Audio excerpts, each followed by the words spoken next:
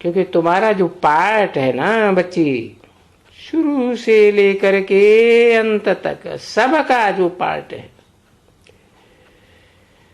वो पिछाड़ी में जो आता है उनका भी पार्ट ऐसे ही बना।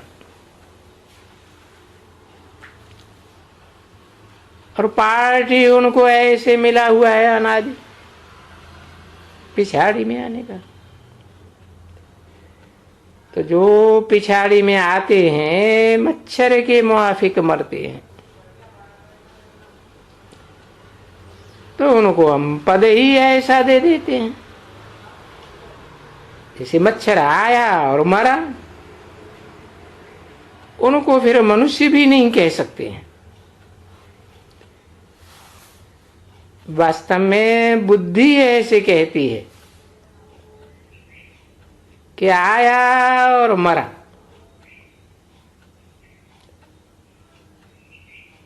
इसलिए बाबा मोस्टली दुनिया की जनसंख्या 500 करोड़ ही बताते हैं।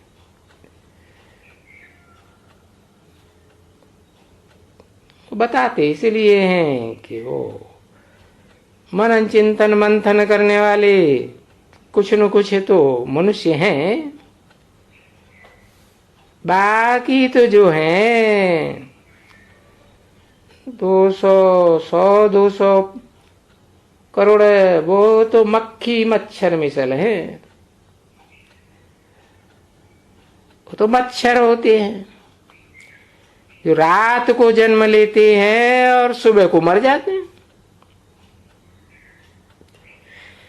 ऐसे तुम बच्चों ने मच्छर देखा है जो रात को जन्म लेते हैं?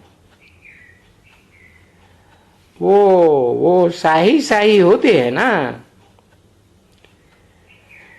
जो बत्तियां जगती हैं तो आते हैं, बत्ती पर फेरा पहन पहन करके और वहीं के वहीं मर जाते। फिर देखो तो सुबह को ढेर के ढेर अनगिनत पड़े हुए हैं। और मनुष्यों की तो फिर भी गिनती होती है ना कि भाई इतना 500 करोड़ मनुष्य, भाई ये जीवात्माएं रहती हैं।